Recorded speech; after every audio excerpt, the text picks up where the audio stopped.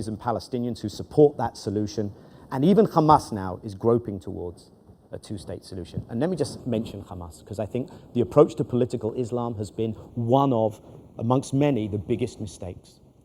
When we look at an undifferentiated sea of green hostility, we magnify the size of the enemy by saying all of you are Islamo-fascists, and we limit our potential allies.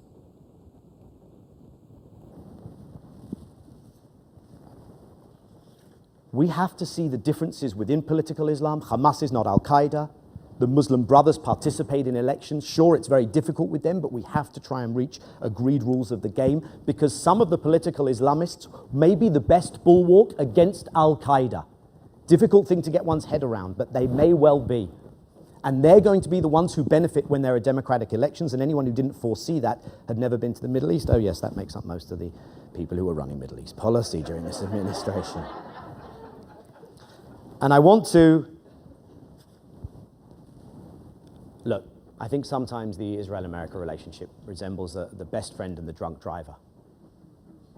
And you give them the keys and say, have another slam of tequila before you go home as well.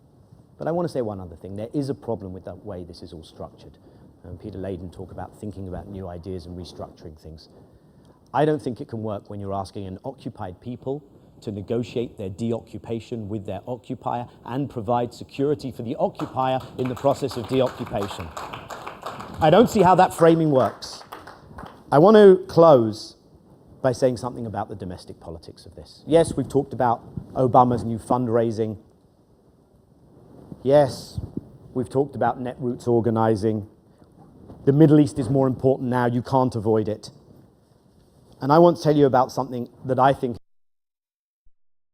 100 days ago, which is an attempt to give political expression to the peace community, the pro-Israel, pro-peace, pro-getting a solution, pro-getting a Palestinian state community here. It's called J Street. I'm going to end in a moment by showing a 1-minute video if Drummond doesn't strangle me. 50,000 people signed up in the first 100 days. It's moving money to candidates, so that if you're a progressive, you don't have to do an ideological somersault on this issue. And we just had our first success with a wonderful person just elected to Congress, Donna Edwards, who I'm sure many of you are familiar with.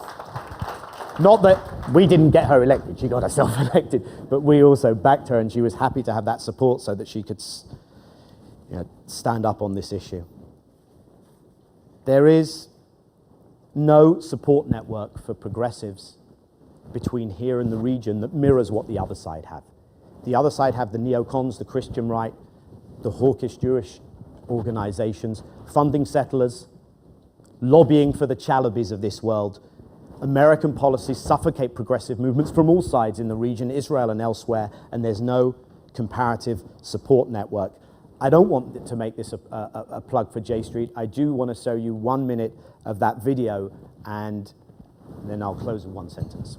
What is this two-state solution? Is this your voice? Raghead talks tough, Raghead faces consequences. Is this what it means to be pro-Israel? If America does not start pressuring Israel to give up land, I believe that God will bring this nation into judgment, because I believe what this book says. He was dividing God's land. And I would say woe unto any prime minister of Israel who takes a similar course. For too long, these have been the loudest voices in American politics when it comes to Israel and the Middle East. They say theirs is the only way to be pro-Israel. They attack those who do not conform to their views. But do they speak for you? Together, we can change this. At J Street, we believe a negotiated end to Arab-Israeli conflict is the only guarantee of Israel's security and is essential to U.S. interests in the Middle East. We are the voice of mainstream Americans who support real security, real peace, real hope, a real future for Israel and all its neighbors. That's it. Look, the bad news is this issue can derail the best laid plans of progressives, I believe. The good news is it can be resolved. And let me end by saying this.